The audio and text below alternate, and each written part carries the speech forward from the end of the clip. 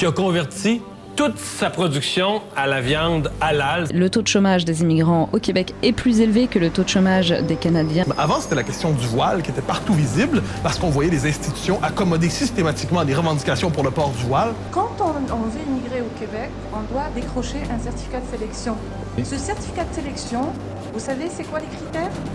C'est le parcours académique. Trouver du travail en entreprise, dans des domaines de qualification de ces immigrants. Donc, c'est le chauffeur de taxi qui est ingénieur qui n'a jamais eu sa réponse pourquoi il n'a pas trouvé son emploi. Je suis vraiment interpellée par la situation économique et sociale de ma communauté. Quand je parle de la communauté maghrébine, je parle d'une communauté d'abord qui est francophone, une communauté très scolarisée et une communauté qui a beaucoup de mal à intégrer le marché, notamment le marché du travail. L'immigrant qui arrive, on ne se le cachera pas, sa première priorité, c'est se trouver un emploi, c'est de vivre, c'est de gagner sa vie, celle de sa famille.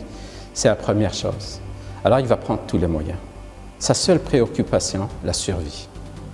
Se faire une place, et si possible une place au soleil.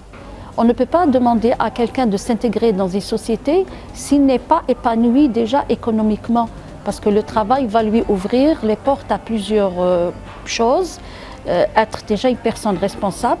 Moi, je pense que cette histoire d'immigration et d'enracinement des Maghrébins au Québec devrait passer à plus que 80% par l'intégration économique. Et quand je dis l'intégration économique, j'entends par ça l'emploi. C'est de cette manière qu'on peut se sentir d'abord et avant tout utile à la société d'accueil qui deviendra notre société, et aussi de se sentir effectivement un citoyen à part entière, mais pas particulièrement à part. Les Québécois d'origine arabe, comme tous, ont besoin d'une intégration socio-professionnelle.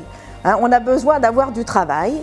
Et puis, je pense que ceux qui font des demandes d'accommodement, eh bien, nuisent à la majorité des musulmans, à la majorité des personnes qui sont reconnues comme musulmanes parce qu'elles proviennent de pays musulmans, parce qu'on a peur qu'ils fassent des demandes d'accommodement. Les employeurs deviennent méfiants.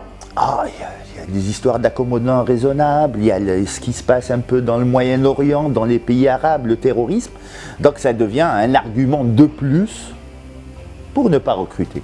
On se pose la question finalement, parce que si je suis un citoyen à part entière, je n'ai pas besoin de privilèges. Ce que je veux, c'est du travail, c'est m'intégrer par le travail, c'est m'épanouir, c'est arriver à mes objectifs, peut-être étudier encore plus. Mais les accommodations raisonnables, je pense que c'est un faux problème par rapport à l'intégration. Le seul accommodement possible, ce serait un emploi pour un immigrant. Un immigrant, il n'a pas besoin de l'accommoder qu'à travers la possibilité d'avoir un emploi et de s'épanouir au sein de cette société-là, pour donner le meilleur de lui-même. Il est plus facile de permettre à une femme, au nom de la liberté, de sa liberté, de porter le voile. Mais à côté de cela, on ne reconnaît pas ses diplômes, on ne reconnaît pas son expérience. On ne veut pas régler cette question d'accommodement raisonnable au niveau politique, parce que ça profite à beaucoup de gens. Moi, je m'appelle Mohamed, je suis effectivement de confession musulmane, mais j'aimerais bien que les gens me voient en tant que citoyen d'abord, mais pas en tant qu'individu qui appartient à une religion. Parce que moi, mes représentants réellement ici au Canada et ici au Québec, pour moi, en tant qu'individu, en tant que citoyen, ce ne sont pas des représentants qui s'autoproclament d'une communauté, mais pour moi, mes représentants réellement, c'est le gouvernement. Donc la laïcité, là, il y a, je disais, des lois, il y a des tribunaux, il y a des juges. Si une demande d'accommodement ne fait pas l'affaire, ne respecte pas les droits et les lois, c'est quoi le problème? On n'a que la rejeter. Alors pourquoi on gueule sur tous les toits? Pourquoi on soulève de la poussière, on soulève plein d'affaires qui n'ont rien à voir avec la paix sociale, avec l'intégration, avec le vivre ensemble? Il y a eu la commission Bouchard-Taylor. Il y a eu les 17 recommandations. Pourquoi elles n'ont pas été toutes mises en œuvre? Et pourtant, ça aurait pu être un début de solution.